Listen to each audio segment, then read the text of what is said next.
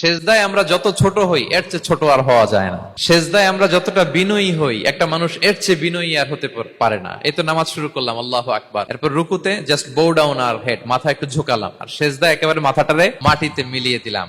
তার মানে আমি চলে গেলাম আসফালে। আসফাল মানে সবচেয়ে নিচে, আর সবচেয়ে নিচে যে আমি ঘোষণা দিলাম সুবহান রাব্বিয়াল, মানে হে রব, আপনার প্রশংসা, আপনার পবিত্রতা, আপনি আলা। আল্লাহ, আমি আর নিজেকে এর চেয়ে তুচ্ছ করতে জানি না, এর চেয়ে ছোট আর করতে পারি না। আমি আমার নিজেকে উজাড় করে দিলাম, সবচেয়ে ছোট, তুচ্ছ, নগণ্য করে আপনার সামনে উপস্থাপন করে আমি ঘোষণা দিচ্ছি সুবহান রাব্বিয়াল আলা।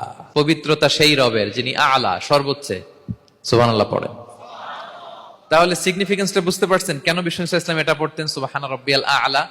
কারণ আমি থাকি সবচেয়ে আসফালে, নিচে, আর তখন আমি ঘোষণা দেই glory be to Allah the most high, the most high, the most high, আলা।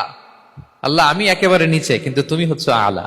মজার ব্যাপার হচ্ছে সেজদায় আপনি যত নিচেই থাকেন না কেন, মাথা নাক নিচু করে ফিসফিস করে যাই বলেন না কেন, এটা মুহূর্তে আল্লাহর আরশে চলে যায়। আপনি নিচু হবেন কিন্তু কথা চলে যাবে আল্লাহর আরশে।